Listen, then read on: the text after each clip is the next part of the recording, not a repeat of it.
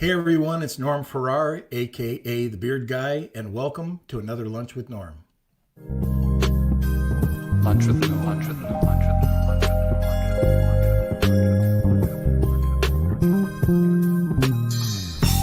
with All right, well, we're broadcasting to you today live on Facebook, YouTube, and LinkedIn. And if you're watching this on a replay, just skip ahead.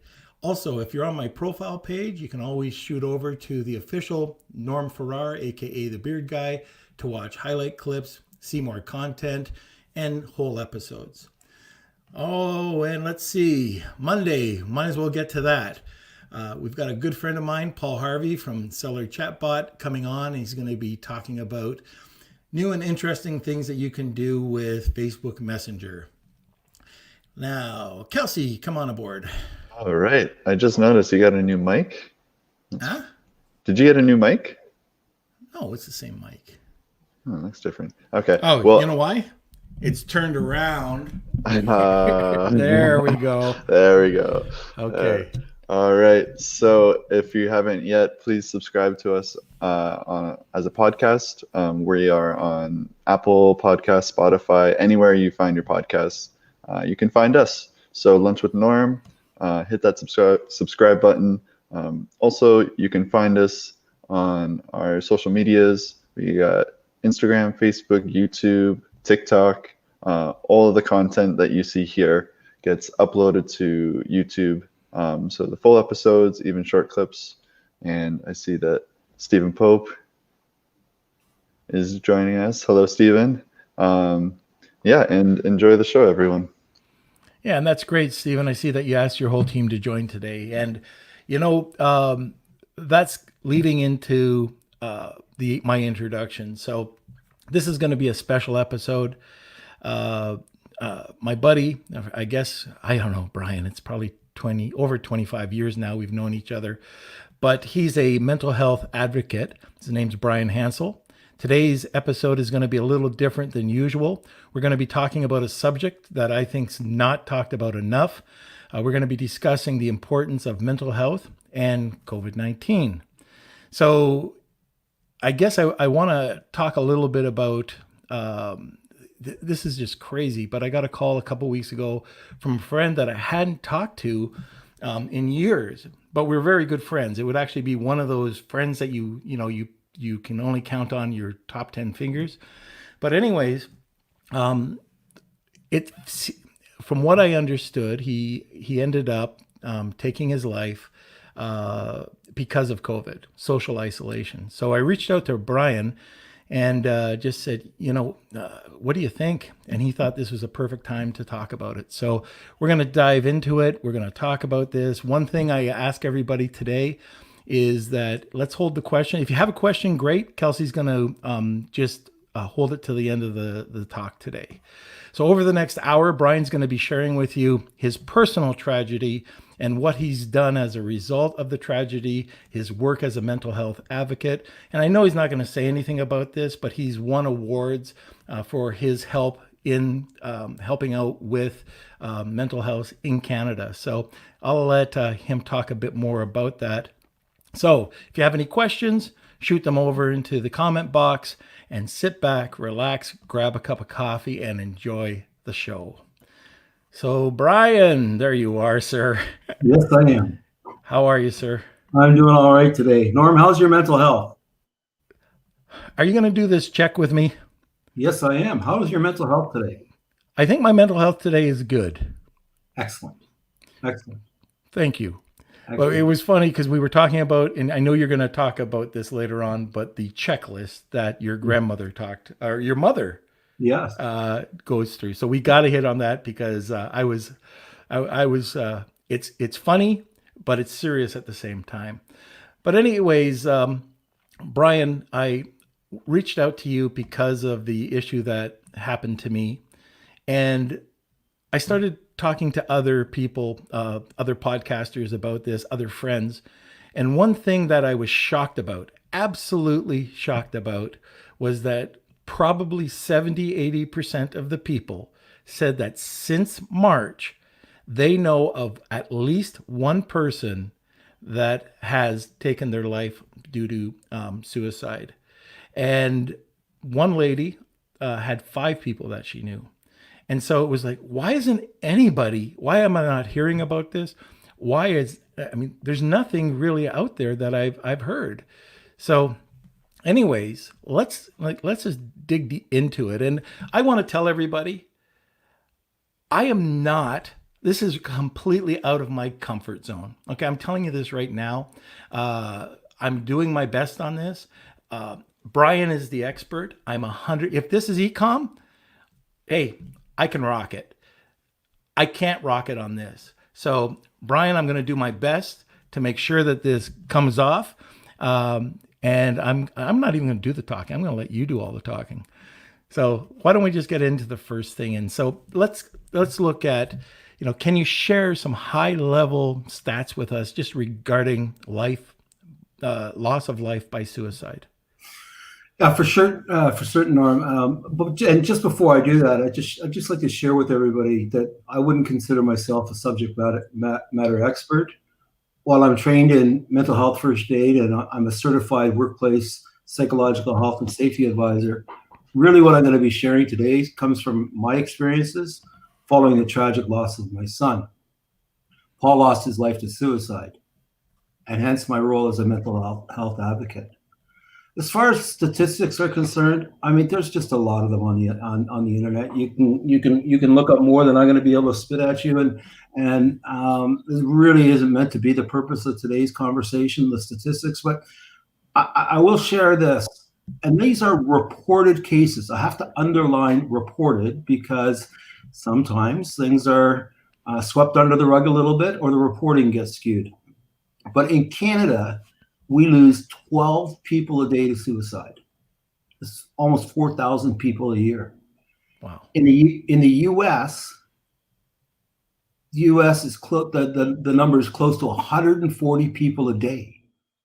It's unbelievable. Globally, the number is 2,780 people. That's 1 million people a year.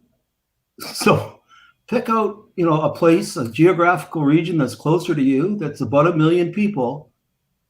Take a good hard look at it, and imagine you come back in a year's time, and nobody's living there anymore, because that's the sad reality. Wow. Suicide is the number 2 cause of death in people aged 15 to 24 years old. Okay, and Norm, as you're getting calls and hearing from people, I get almost daily calls, from people that have also been affected by the loss of life due to suicide.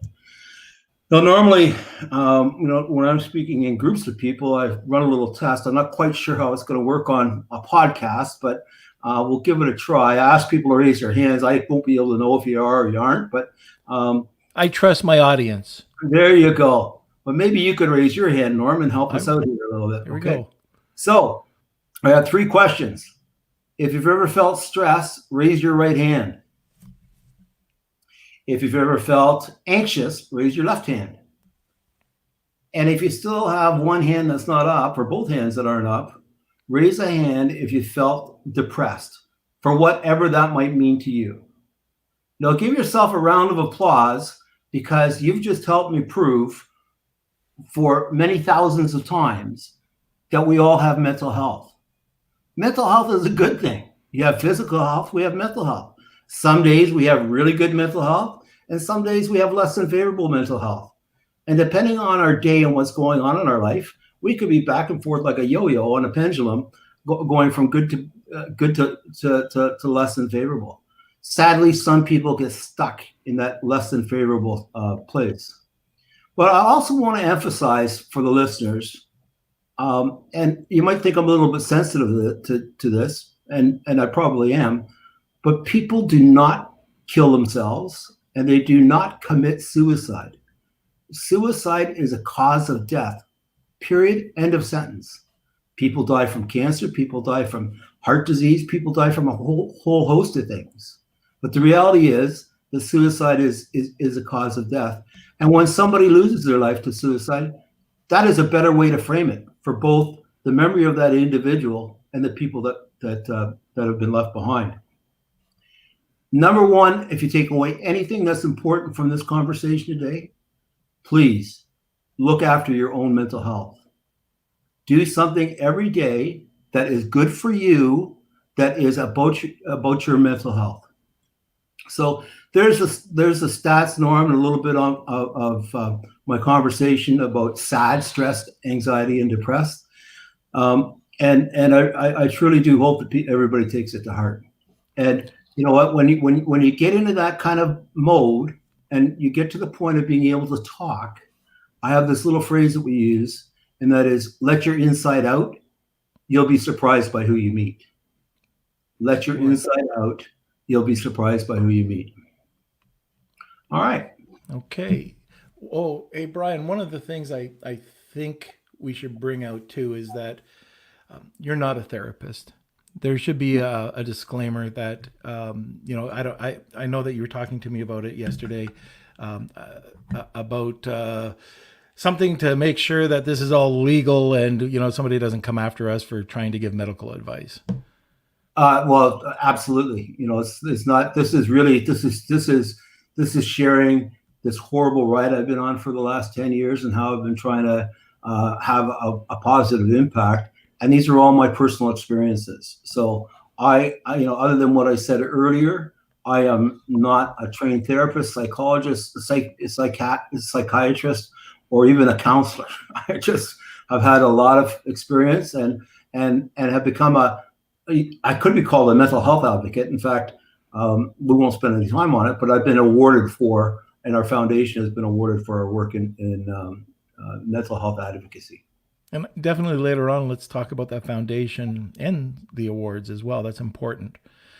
All right, so let's move on to, let's talk a little bit about COVID-19 and mental health. What can people do? Tell us a little bit about it. What have you seen? Yeah, so, I mean, I kind of look at it as what have we lost with COVID-19? And the loss of life to this horrible disease and people even being affected by it is absolutely horrible. But again, the focus of this conversation is really going to be on mental health issues, where the loss of life is equally tragic. Say to you is that as humans, and to varying degrees, we crave social interactions. We need a sense of belonging and to be part of a community. With COVID-19, we've been shut down, locked down, and isolated. Our levels of stress and anxiety and feelings of depressions have hit all-time highs. In fact, there was a recent study by McMaster University here in Canada that says that 60% of parents who have school-aged children are suffering from depression as children are going back to school, and everybody's imagineering what outcomes are going to be and situations that they're going to be faced with. We're also seeing, and there are very few statistics on it, other than you just hear more of them, is that there's an increased incidence of loss of life to suicide or near loss of life to suicide.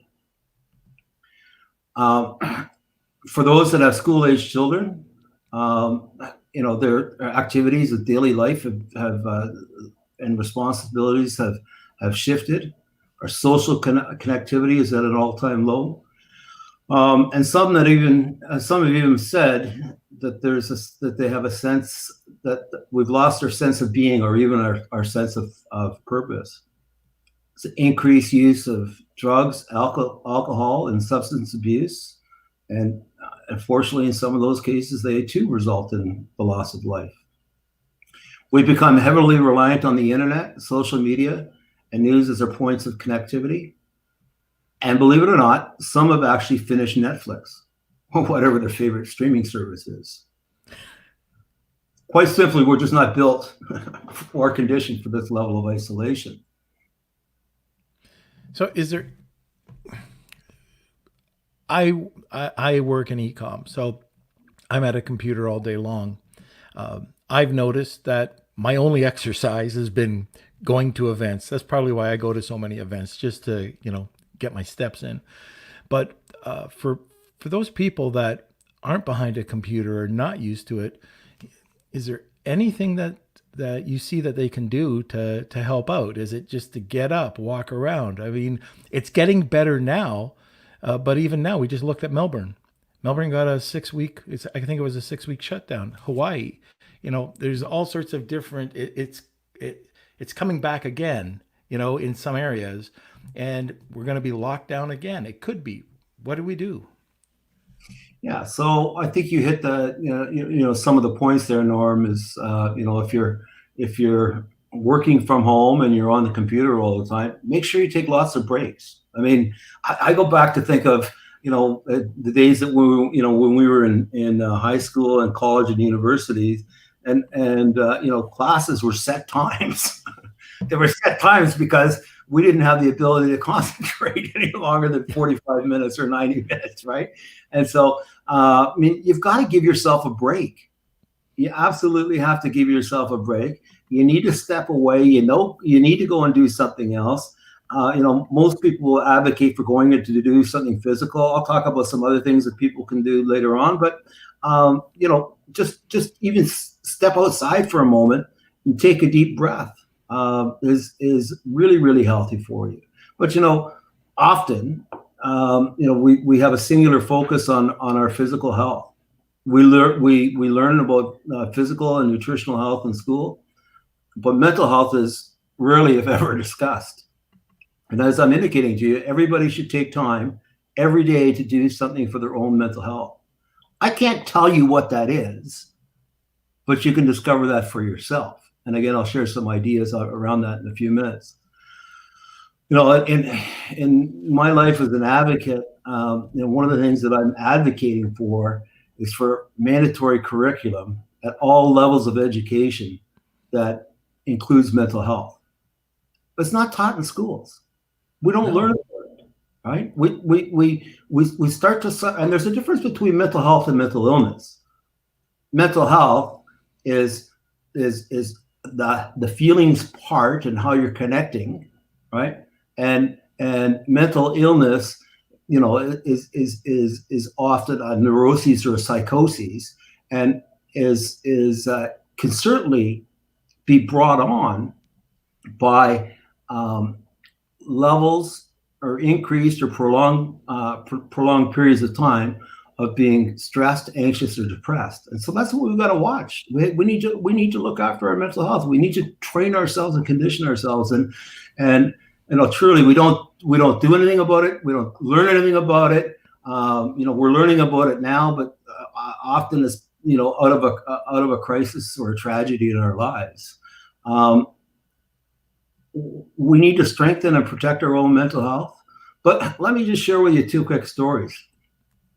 The first is a number of years ago, I had an opportunity to visit a number of the former Eastern Bloc countries. And I was very curious to hear from people as to what life was like after the fall of the wall. And resoundingly, what I heard from people was that I needed to understand that after the collapse of communists, they were lost. They were lost up until that point in time, and for all of their lives, they'd been dependent on somebody else, the state, the government, to tell them what to do, what to eat, and what to wear. And it really took time for them to take over their own lives. So why is that important? Well, almost in a similar fashion as we were shut down, our daily lives changed. We didn't go to our places of work. We didn't drop off or pick up our kids from school, daycare, or take them to and for other activities. We were limited by where and when we could go most places. We absolutely lost our routines. And, something that I try to watch for myself is, do I have a daily routine? I mean, it's easy to, get out of bed and walk 5 steps into my office. But, is that the best thing I should be doing at that moment in time? And is it the best thing that I should be doing, for myself? So I wanted to share with you, Norm, and to the listeners, a bit of an idea and how you might want to get yourself back on track. I know it's going to sound like a big task, but for the next week, keep an hourly log of what you're doing. Just in whatever way, fashion, form you want, write it on the back of your hand, put it on a piece of paper, create an Excel spreadsheet. You decide. And then at the end of that week, review the log and start to identify the things that are now part of your routine. And did you have any specific goals for the week? Did you accomplish them? And once you've had some time with yourself to look at that, for the following week, try to set out a structured timetable. I'm getting up at 6 o'clock in the morning and I'm gonna have breakfast. I'm gonna go for a workout. I'm gonna walk around the block, whatever that might be for you. But start to put yourself back into a routine and a schedule, and the right one that works for you and for your family. So, consider your family, what you need personally and what your work responsibilities are, and then try to stick to it. And at the end of that week, have a look at how well you did alongside of what you set out to be your weekly routine, and adjust it as time goes forward. But you'll be amazed at how simple we've fallen out of our routines. You'll also be amazed at how quickly we can fall back into routines. And when we're in a routine, we've gained a sense of control over ourselves and our own destiny a little bit. And that really does. For me personally, again, I can only share from personal experience, not of those around me, that it really results in a decrease in my level of stress and anxiety, because I'm purposefully doing things. I feel like I'm getting things accomplished. I'm not kind of wandering around anymore. The second story is I'm going to share this about my mom. Norm, you alluded to it earlier in our conversation here, but my mother is a healthy and vibrant 97-year-old lady. She lives in what's called the Vitality Center. She has her own little apartment. And I always say it's like living on a cruise ship for her. But, she goes down for meals. She doesn't have to look after those things anymore. But, for all intents and purposes, she's pretty independent. But, the thing that I will give big credit for my mom in living this long life and a healthy life is that she was always the master of having a routine. Like, I knew what day laundry day was because it was always the same day every week. And I had to have my laundry ready and in place or it wasn't getting done. Right. So in having a routine, whether it was in her career as a stay-home mom and homemaker, or her dedication to her own mental and physical health, or even in her volunteer work, it's one of the things that contributed to my attitude about giving. And that is that if you can give back. But for the last almost 40 years since I've not lived in the same location as my mom, every time I see her, I get the following interview. It goes like this: how are you feeling? My response: good, Mom. How's your physical health? Are you getting lots of exercise? Oh, yes, Mom. I'm very active. What about your mental health? Are you taking time to look after that? I think so, would be my answer. Emotionally, how are you doing? I feel fine, Mom. Intellectually, are you getting enough stimulus? Read any good books lately? And then she would ask me, are you regular? To which I always replied, no, Mom, I drink my coffee black. So it's absolutely a great checklist. It's been run on me thousands of times, but it's running yourself and others. And it will allow you to find a routine that all works best for you. It's funny, Brian. My friends know that I've had depression in the past, and my mom gave me a piece of advice that seemed to work. So at my worst or lowest, she just, came over, she talked, and she said, just make your bed every day and you'll feel better. So that's what I started to do. So you make your bed, it's like, I'm just sleeping in it, but it gives you that routine. And it might be a slight piece of the pie that you were talking about, but it was still a routine. And did I notice anything? Yes, I absolutely did notice that it helped.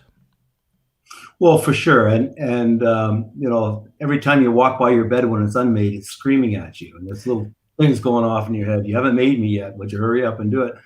For those that haven't already seen it, Norm, you might want to look it up yourself. There is a great YouTube It's called Make Your Bed, and it's done by I think I'll get it wrong, but like a commanding officer or senior officer in the U.S. military, and he talks about and the theme is making your bed, but there's so many great messages that are contained within that YouTube. So it's certainly something I would recommend to people. Very good. So, I mean, we've talked about a lot of different things, but are there any other things that you feel that are important to consider?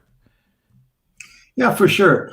I mean, for those of us that are fortunate enough to still be working, have been working through COVID, we have some newfound time. We're not commuting. We're some people are spending an hour to 2 hours a day commuting back and forth. We're not doing that. And what I like to suggest to people is, well, why don't you capitalize on the newly found time that you have and start doing things that you've been putting off? One day I'd like to start woodworking. One day I'd like to pick up my painting. One day I'd like to start playing my guitar again. And I would go so far as to suggest just make a list of 3 things that you love to do or you've been putting off, and start doing those tomorrow. Take up or revisit a hobby. Find time to be mindful in nature. Read for the joy of reading. Find books of inspirations or that are distracting and fun. I mean, if you're in business, don't read business books. I know your listeners will be predominantly into the tech sector. Don't read textbooks. Textbooks or tech books. Consider limiting your screen time. Social media will still be there when you come back from a break. Once in a while, I'll get notes from friends that say, I shut it all down for a week. I feel great. I'm not a slave or servant to my social media anymore, and I really didn't miss anything. Music. Take up an instrument. If you have one, play it. Listen to music. It soothes the soul and can be a great way to connect with yourself or to share a connection with others. A song that when I was at one point, as I was deep into the grieving process of the loss of my son, all of a sudden, all I could hear, and this thing was coming out inside of my head, and the words that I could hear were, in your hour of darkness, Mother Mary stands by you. And you don't have to be religious. So, but I went, holy smokes. And I started singing the song to myself. And then I realized it was Let It Be. And that's a great go-to song for me. Develop a list of go-to songs. They'll speak to your heart. They'll speak to others. They really can be refreshing. I mean, I feel so strongly about that within the foundation, and I'll talk about it now because I didn't have it scheduled to talk about later on. But within the foundation, an initiative that we launched last year was Convo Song, where we've gathered up a bunch of artists and songs that are having a bit of a playoff bracket to see, which song people most connects to. And it's kind of funny because a number of times that I thought a song was going to get through because it was of our generation, is getting trounced by the younger people on social media who like somebody of their generation. But at least it's helping to share the whole emotion of music and how you can connect with it. But I'd also say to you is to reach out and connect with someone. They need it, and so do you. Make a list of 10 people who are important in your life, and with which you haven't spoken to recently. I mean, Norm, you said an example of an old friend contacting you, for sad reasons, but it doesn't hurt to stay connected with them now that an opportunity as tragic as it is has been created. I'd say, make a list of 10 people, just repeating myself, that are important to you. And then for the next 10 weeks, Pick up the phone. Don't send an email. Don't send a text message. Don't connect with them on social media.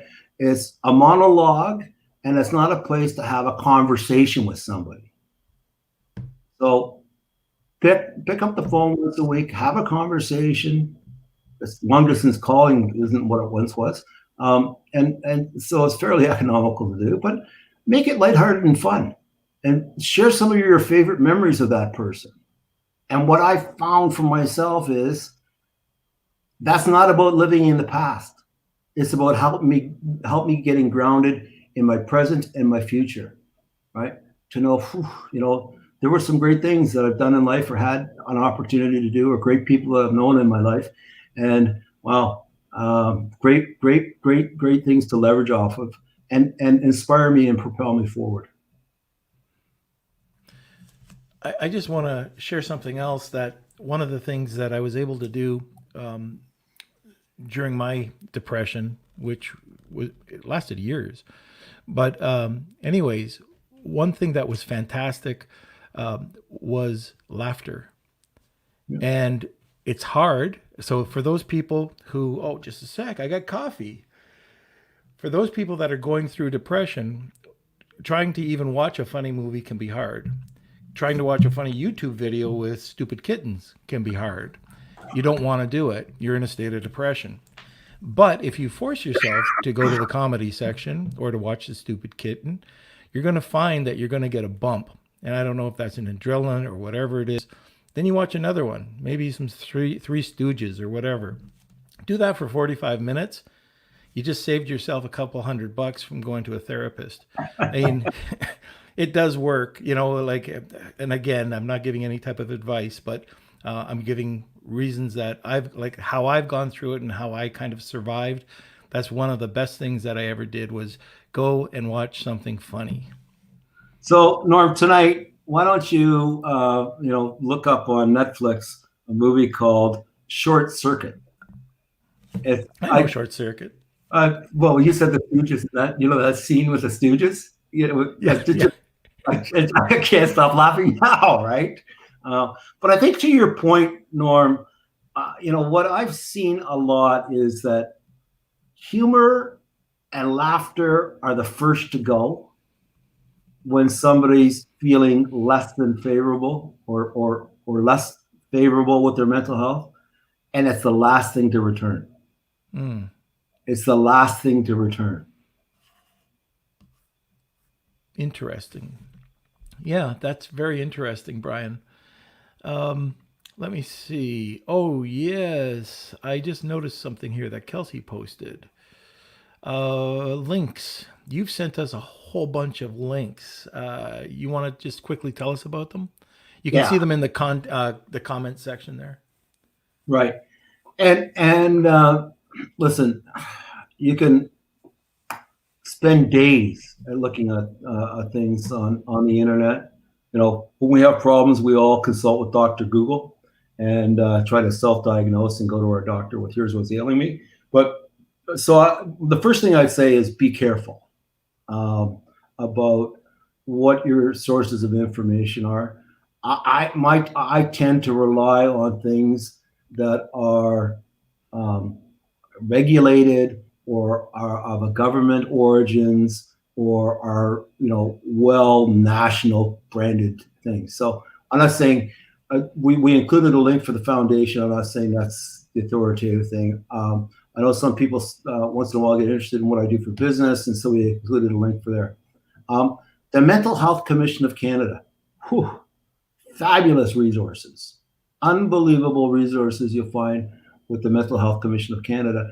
And in fact, I think next week or the week after, they're actually doing 2 sessions. One's kind of mental health in the workplace for managers, and then 2 days later they come back and are doing mental health in the workplace for employees. But absolutely great resources. There's the Canadian Mental Health Association, and that's their national link. If you're in Canada, there's all sorts of there's in most major centers, there is a chapter of the Canadian Mental Health Association. And Brian, that doesn't matter. I mean, it really, there's no boundaries, right? So somebody looking at these resources from the U.S., Australia, they'll still get some great information. Oh no, we closed the border for COVID, Norm. Oh, I forgot about that.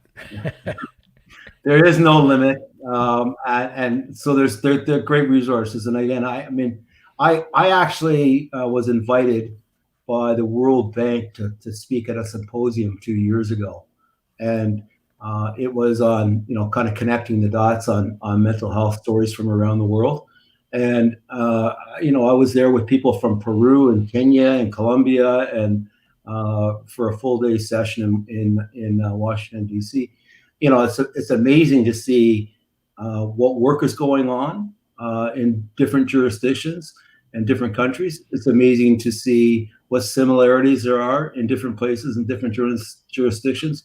But it saddens me to see the silos, because there's so much duplication of effort going on, and not a lot of sharing. And so, go to Australia and look up, type in Australia and mental health. You'll get all of their key sites.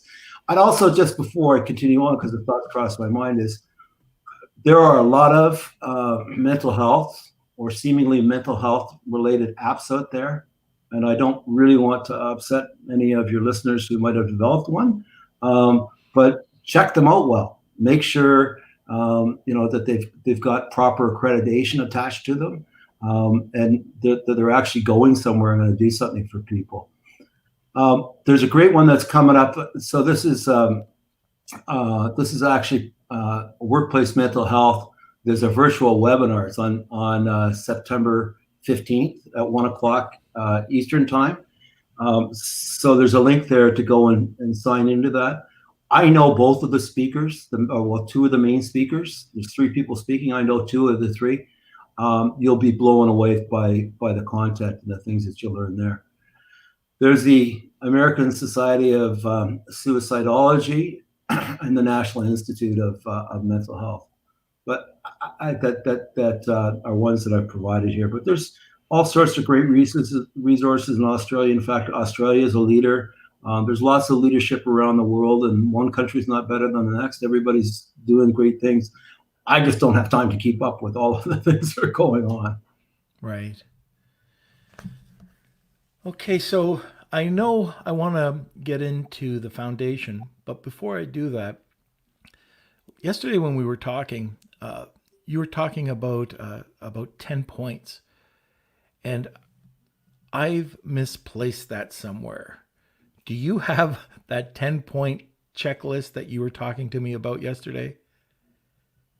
I'm going to throw you on the spot here, but I mean, we talked a long time yesterday, right? It was also a catch-up day. Yeah. So I've lost the thread on it, Norm. Okay. I'll mark it down here, and 10 points. Yeah. And before we get into the foundation, is there anything else that you want to talk about regarding mental health, COVID, anything?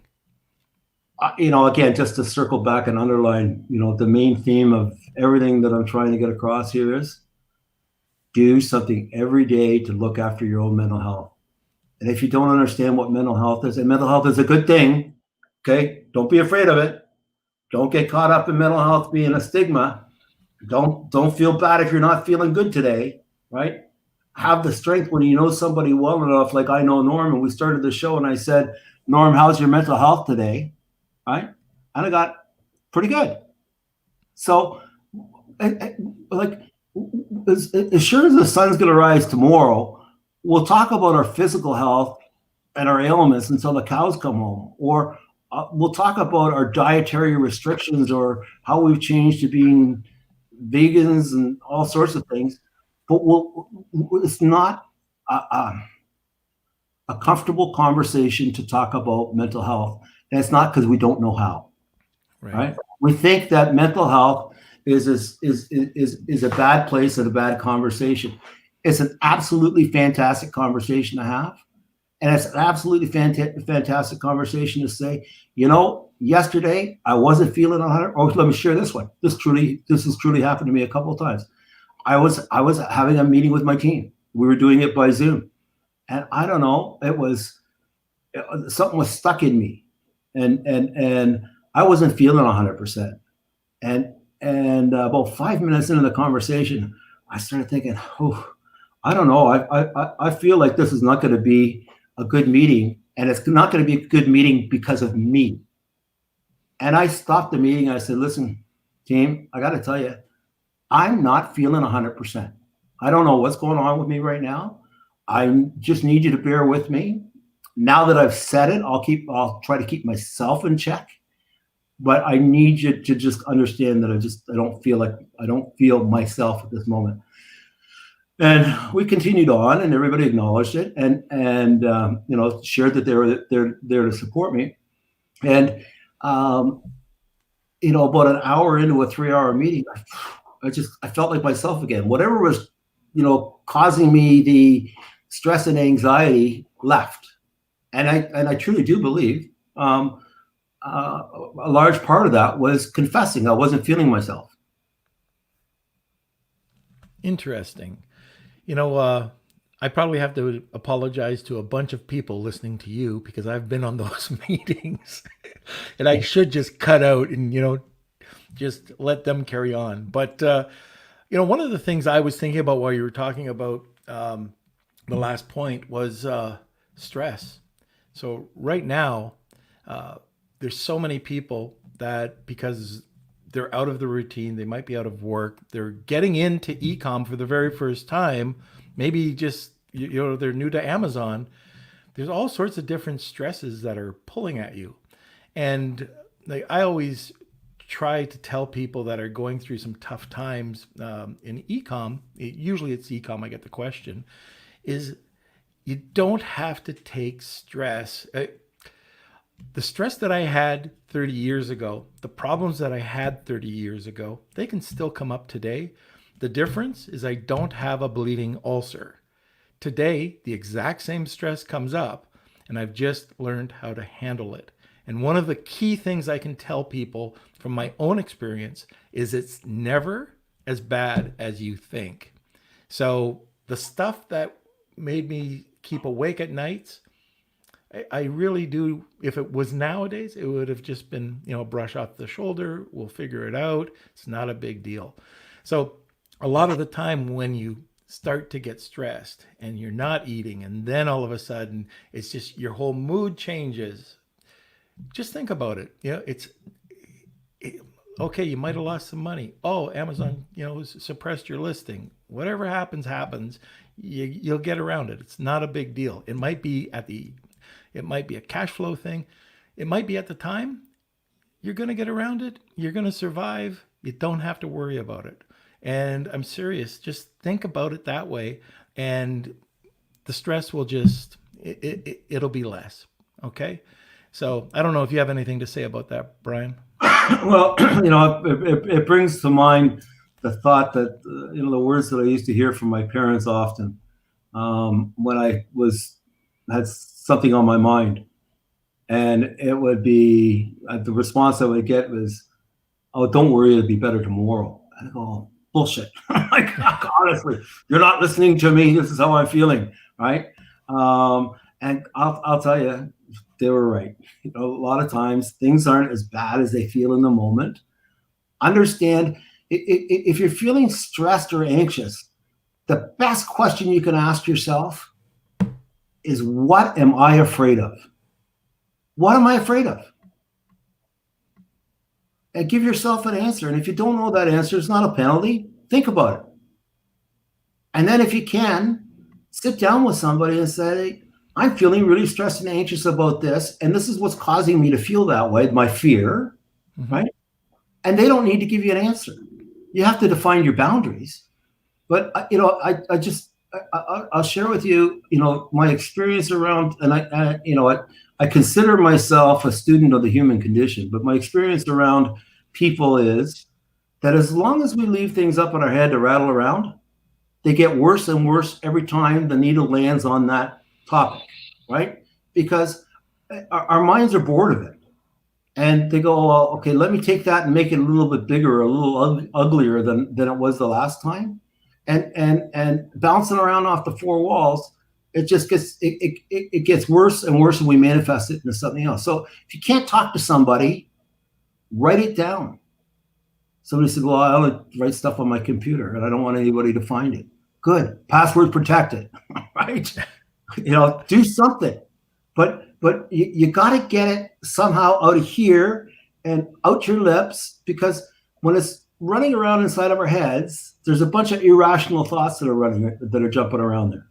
When we're forced to take it and write it down or enunciate it, it forces us to put it into some kind of logical thought and sequence.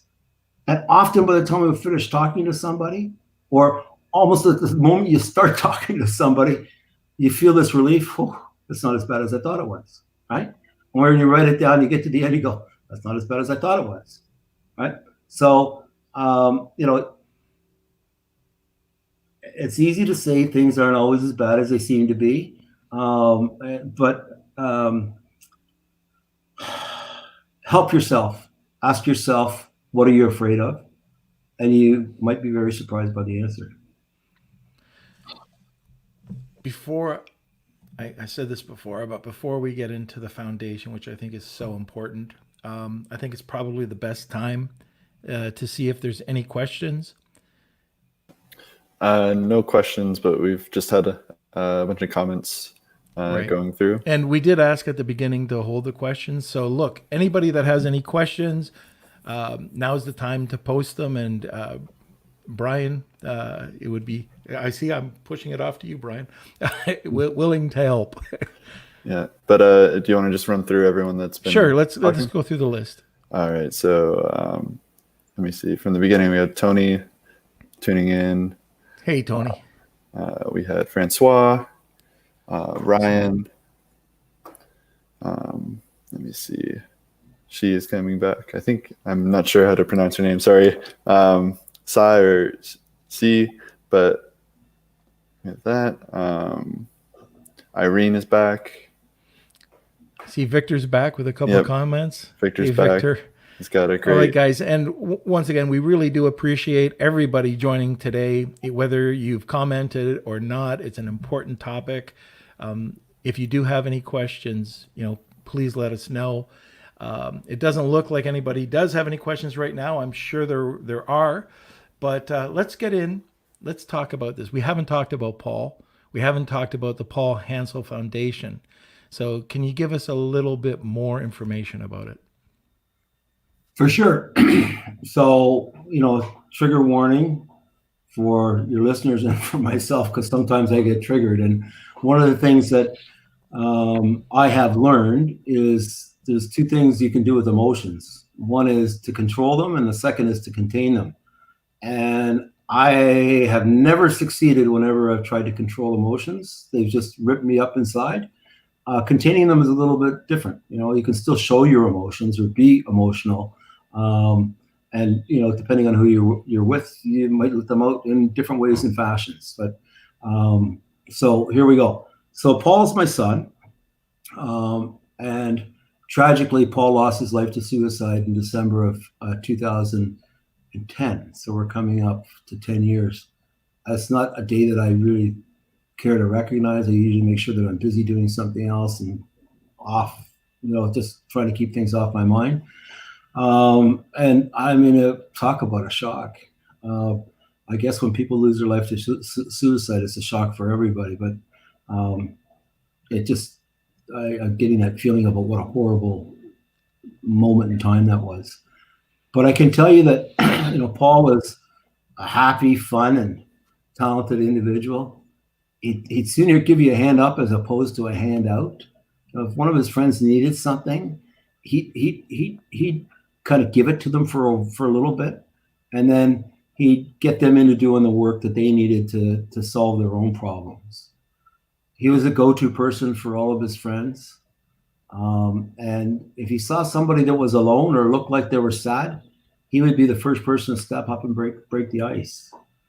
He was musically inclined. He played guitar, piano. He wrote and recorded his own music, some of which you'll still find up on iTunes. He started writing music when he was 8 years old. I think he might have posted some things on Facebook when he was 12 or 14, but There were things that were important to him, and it's interesting to go back and listen to them once in a while. He and I were best friends, and I know that because he told me so. Because he had so many friends, I was trying to figure out, who you're the closest with, and I said to him one day, I said, Paul, who's your best friend? And he looked at me like I had three heads, and he said, Dad, you don't know? I said, no, I don't know. He said, it's you. How come you don't know that, right? And he and I were as thick as thieves. We did everything together. We played golf. We went to music concerts. We listened to music. We just, it was a lot of Paul and I. And that was not to the exclusion of my daughter. This was when Paul and I were around, and my daughter wasn't, and we would spend a lot of time together. Paul was in his first year of university when he lost his life to suicide. When Paul passed away, somehow I had the presence of mind to say to everybody, don't send flowers. We're going to do something here. I don't know what it's going to be, but we'll set up a memorial fund. We're going to set something up here. And we're going to pay it forward, as Paul would have, to do some good in this world. So we created the Paul Hansell Foundation. The mission of the foundation is very simple, and that is that we promote and support programs that are aimed at the mental and emotional well-being of children and youth. We don't create any programs. You might say, well, that's not so in a minute, but we don't really create any programs because we don't have the expertise, but we support those that do. One of our kind of biggest initiatives is something that we call the Convo Plate, which is short for conversation plate. And this is, I don't know if that's backwards to you, but this is a conversation plate. They're handcrafted by youth, and it carries, their own special messages of hope, inspiration. It could be pictures, it could be just nice colors they like. Really depends upon the individual and what it is that that they want to share. So we have young people. We go out to locations where there's young people, to schools and to different teams and associations, and they're crafted by young people. It's really, the conversation plate is really a movement. One of the things that I find difficult and frustrating, and it's happening now, again today. Yesterday was World Suicide Prevention Day. Today is the 11th of September. Tomorrow will be the 12th. So I guess we're only going to talk about suicide prevention on the 10th of September every year, which just isn't right. We should be talking about suicide prevention and mental health every day. But the purpose of the Convo Plate, it serves three purposes. The first is to stimulate conversations about mental health. The second is to inspire everybody to look after their own mental health. And the third is to raise money for mental health charities and causes. We don't ask for money. We're fortunate, and sometimes on venues like this, we have an opportunity to say we could use some support, but we don't actually go out and campaign very hard for money. Sometimes it sticks to us and comes back, and we're very, very appreciative of it. So that Convo Plate, like this, and there's a lot of them, goes in a box like this that is foam lined. It's a protective box. And the other thing that we put in the box is something that we call conversation starters. There's one that's specific to, and it's not meant to be the all authoritative version, but this talks about resilience. The next one talks about coping. And the next one talks about stress. Okay. And so I apologize for the dog barking in the back. So the reason that we have put those cards, we put a small supply of those cards in the box, is because people don't know how to have a conversation about mental health. This is a pass it forward kind of thing. What we do is we find where people volunteer to be conversation leads, and we want this plate to move. I want to give Norm this plate.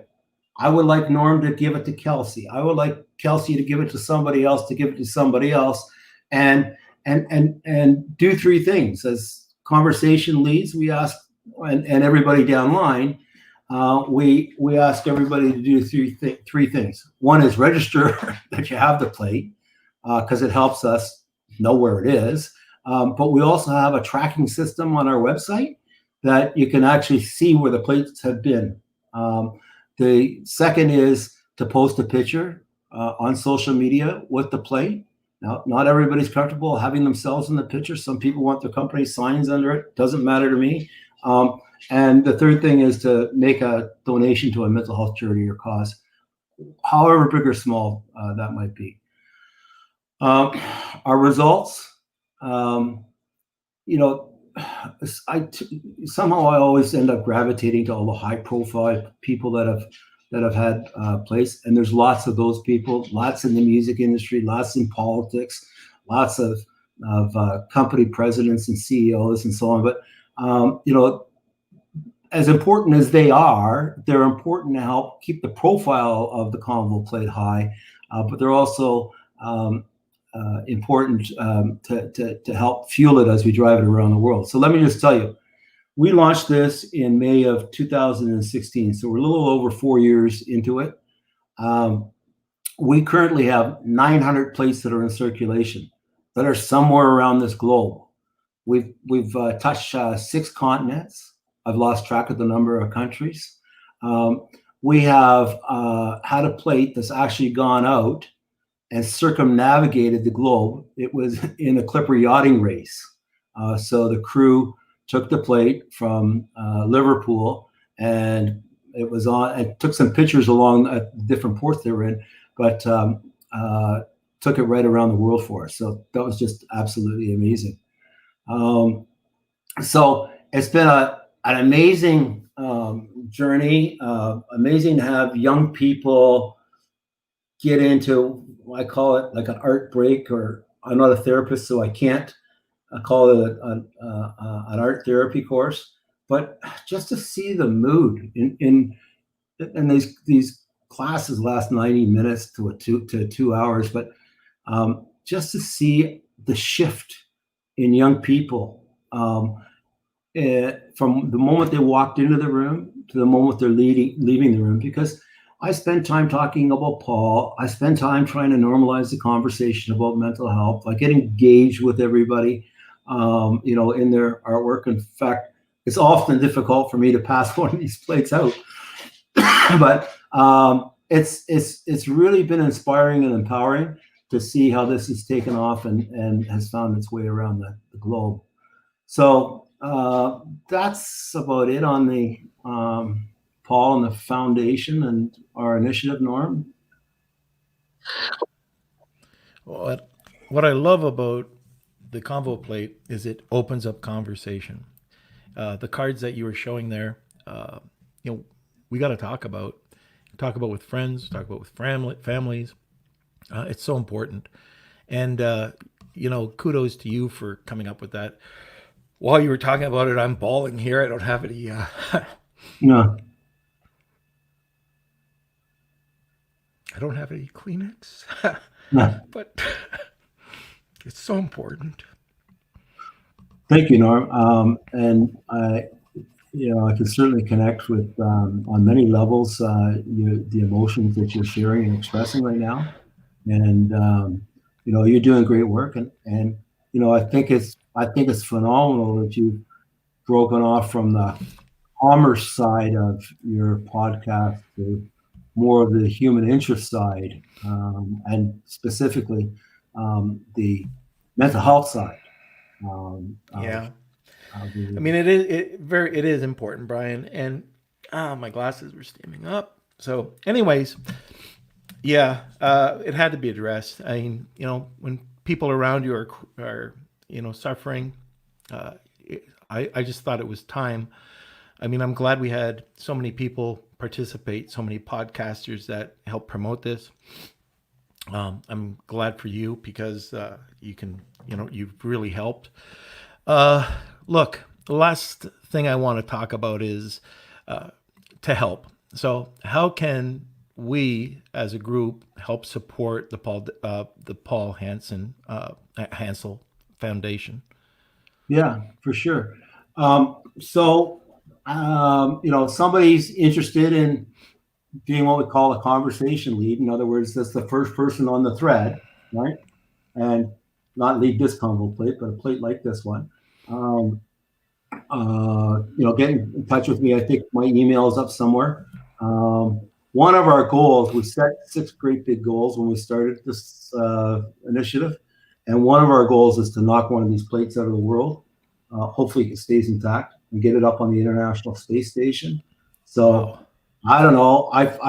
We keep getting closer, but if somebody in your network, Norm, or in listening to this, has a way in which we can get the plate. Now, I get the fact that the plate's this size and it goes in a box and all the rest of it, and it's not really meant for space travel, but it's the plate or a facsimile of. I mean, I really just would love to see a picture of the plate being held by members on the International Space Station. Can you imagine what they go through from a mental health perspective? Oh my God. Right. I mean, how rock solid do they have to be? Absolutely. And then it's always a soft ask, but it's important. During this time of COVID, the little fundraising that we did, we're not able to do it all. So if anybody's interested in wanting to support us, our not-for-profit directly,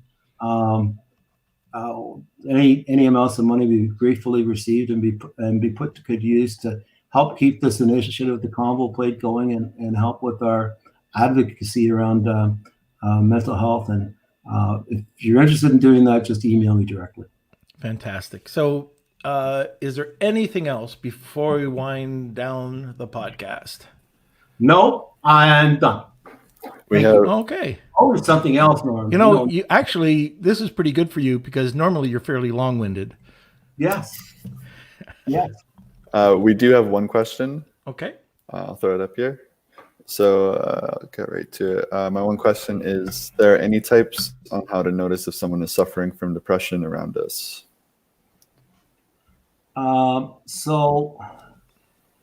Depression means different things to different people.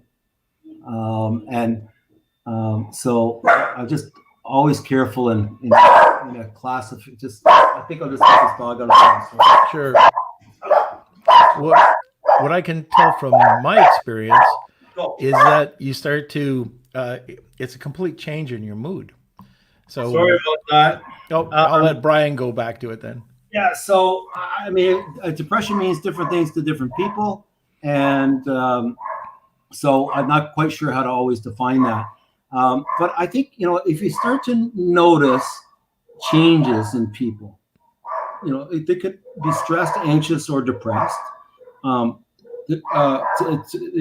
their regular habits, if they're starting to become more withdrawn, if they're starting to,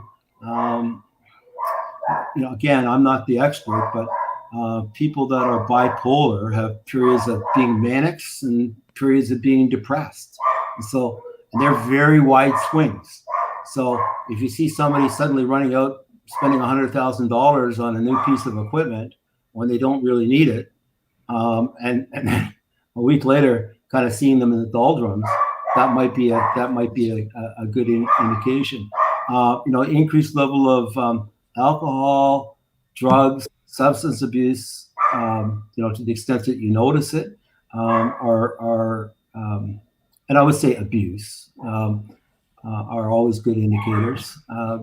But there's nothing wrong with asking somebody, are you okay today? And sharing with them that it's okay to not be okay, and that you're there to help and support them. Most of the time, people that are experiencing difficulties are just looking for somebody to connect with them. And that's a big thing that's happened to us in the last 6 months, is we've lost connectivity. And so if you can find a way to connect with them, it also share with you, you also have to find a way to protect yourself, because you don't necessarily need to own this person's challenges, problems, or issues. Be a good listener. Ask thoughtful questions. Provide some direction if you feel that they need help. But if you feel like they need help, don't take out your diploma in amateur psychology. We all tend to want to fix what's going on. Refer them to, or find or point them to resources that'll help them deal with what's going on for them in a professional way. I see that Angela's got a question as well, Kels. Oh yeah, she's it's a comment. Now more than ever, the song playing in my head is Bob Marley's "Don't Worry About a Thing. Every Little Thing is Going to Be All Right." Singing a happy song helps, in my opinion. Folks need hope now more than ever. Right. Absolutely. Well said. That'll be the theme song for the show today. All right, Brian, how do people get a hold of you? So I think Kelsey's published some information with my contact information, but for those that are listening, you can email me directly at brian@paulhansellfoundation.com, and Hansell's with 2 L's, Hansell. Fantastic. So, what's Victor? Uh-oh. Very good, Victor. We'll see you next podcast. All right, guys. So first of all, Brian, I wanted to thank you for coming on today and talking with me about this. Hopefully we can have you on talking about a couple of other things that you're doing later on in the future, but really appreciate it. We've got to talk about this. Hopefully this episode will help one person, and that would make my day. So unfortunately, we won't know that person, but hopefully we can reach out and at least get people to start talking.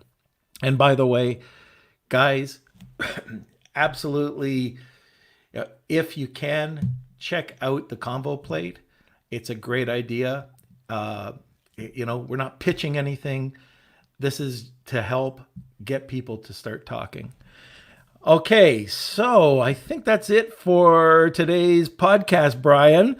I thank you for coming on to the show. If anybody wants to check out the whole episode and any of the shorter clips, go to Norman Farrar, aka the Beard Guy. And if you want to see the visuals, you can go to our YouTube channel, which is just Norm Farrar. And we have new content every day. Let's see. We haven't talked about it, but we have a newsletter that comes out every Monday. And as we say, every podcast, it doesn't suck. At least nobody's ever come back to us and said it sucked. We provide really great content from around the online community, not only for Amazon sellers, e-com, digital marketers, social media, trying to just get people to become better online sellers. Oh, let's see. Monday, as I mentioned before, Mr. Paul Harvey from Seller Chatbot's going to be on. He's going to either be up really early or really late. He's going to be joining us from South Africa, and he's going to be talking about some of the latest and greatest chatbot Facebook Messenger techniques. So tune in every Monday, Wednesday, and Friday Eastern Standard Time. And I almost forgot, Kelsey, tell people what they have to do or should do. Yes. Okay. So thank you for everyone for watching. If you feel so inclined, please like and share this video. Get the word out about mental health during COVID. This is an official podcast, so you can go to Apple and Spotify. Just search Lunch with Norm, and you'll be able to find us. Hit that subscribe button. Next week it is another 4-day week, but after next week, we'll go back to the regular Monday, Wednesday, Friday. So yeah, we have an extra episode next week as well. I just wanted to give you a little bit more work. Yes, I realize that. You're my son. Okay, so thank you everybody for watching today. I hope you enjoyed it. You got something out of it, and we'll see you next Monday. Lunch with